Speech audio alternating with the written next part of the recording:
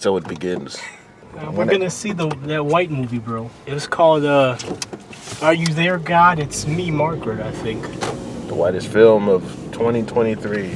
Well, we're gonna make a left here. Oh! That Walmart we were just at, those peppers were nice and bright, dude. Nothing like the peppers in your area. So, peppers near my area, you know if it's my area, for the top richest, peppers are the molded ones. All of them are molded. All of them look like somebody shot them up. They don't just aim for people out in my neighborhood. They aim for the vegetables. They be driving by on some produce. Applebee's might be the worst restaurant in America.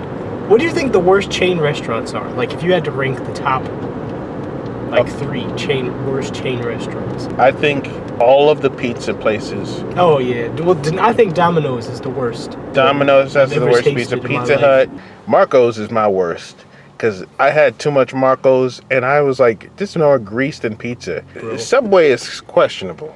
Subway, if you want a good sub, it's bread, sub, get the bread, you got the lettuce, you got the meats. Okay, that's the most questionable out of the bunch, because they had their mascot, going out and after people. That's not the mascot. He was a mascot. Think they had a mascot. That was just the spokesperson. He was kind of a mascot in his own part. He was in comic books and movies. He was a literal mascot. Wait, you know what has to be the worst fast food in America?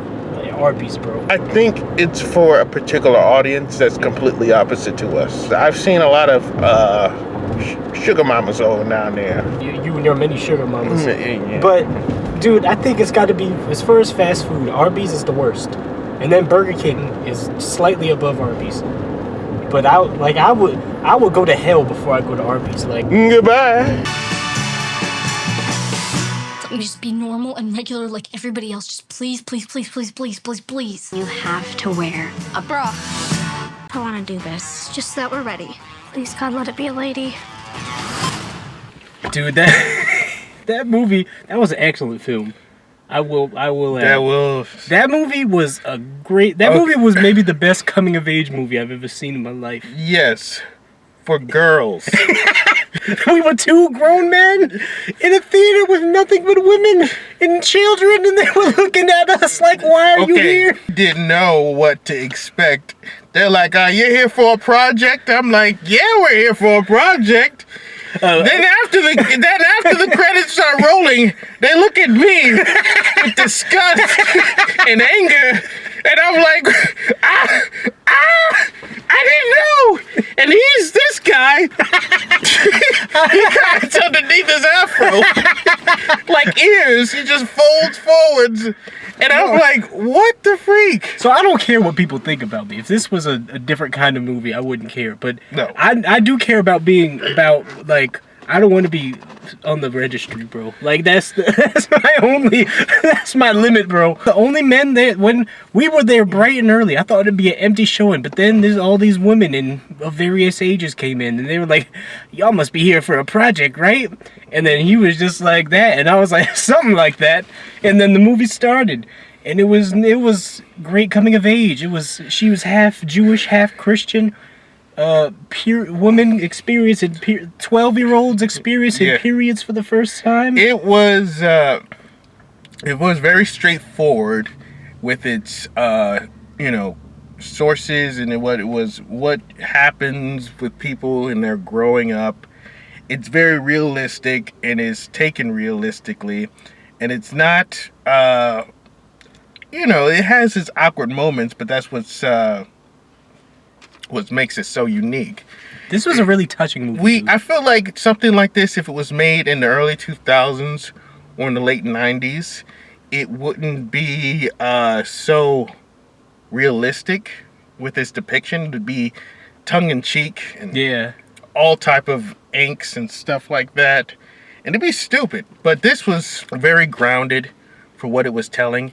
It was more than just a coming-of-age story. It's about somebody who's experiencing both religions, if they're Jewish and Christian, and how womanhood as well, which is very, very interesting for a movie like that. There's not a lot of movies that would have that type of story to be told for people.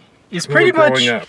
This movie is pretty much about her trying to find who she is in the world. Because she doesn't know. She's trying to find who... She's at that age. Well, you know it begins like a lot of these movies. We're moving. You're the new kid at school. So they go from New York to New Jersey, which is not even really moving. That's like maybe an hour drive. That's in the 70s when you have no internet. That's like that's a big deal. So she's trying to find out who she is. She's exploring both the religions that her family has to offer. She meets a new friend. She has a friend group, and then she's realizing that her friends are flawed. Like at first she sees. Like, that friend she has that she sees as this on top of it powerful figure, but then that moment where she, like, breaks down. It's well acted. You know why this movie is really good? It's because the 11-year-olds are played by children. It's not like, oh, it's my first day of high school. And they're 40. And it's John Cena.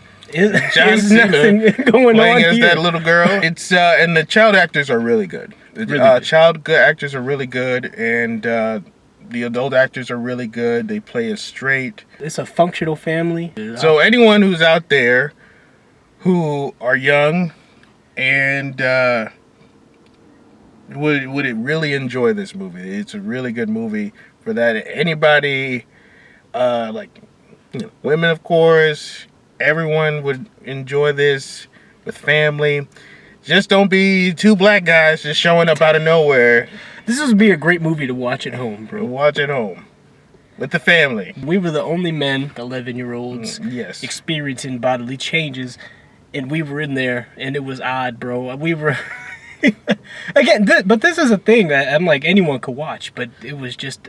It was... The fact that we had no... I mean, if we had some woman with us, this would have been better. No, or if we said we're doing this for a review. I just said something like that. We just said, yeah, we're doing something with a sinister laughter. That was one of the greatest movie theater experiences I've had. Yeah, it's rare to have these type of movies being told, because every time we watch something that's kind of like this, either the religious part would be overshadowed, or just the weird coming of age part, the puberty part, will be something really odd and just something blatantly uncomfortable. Yeah. But this was like uncomfortable in that sense that it was natural, and it was just like... Oh, and this depicts the 70s really well. It does. This was a really good set piece. It was really good set pieces. Really felt like a period piece that was believable. Yeah, it's a great movie. Get the boys, get on the suit and tie. So yeah, get all your brothers together. All your male friends. Get all your homies. Get 20 of them all together and see this movie. No matter what age. you could be up to 90, 80. We should have called a girl or something, because if we had one girl with us, this wouldn't have been as awkward of a experience. But man, I'm glad it was awkward, because I love awkward moments like you this. You do. I was happy the whole time. You son of a good... And I looked at all the women that looked at me. They all looked at me. And they were just like... You look older, bro. Of course. You look like my father. Anyway, see this movie with anyone you know. Anyone. Bring the guys. Just the guys. See this movie, wear sweater vest and stuff. Wear sweater vest. Bring out your Janko jeans. Yeah. And have a good time.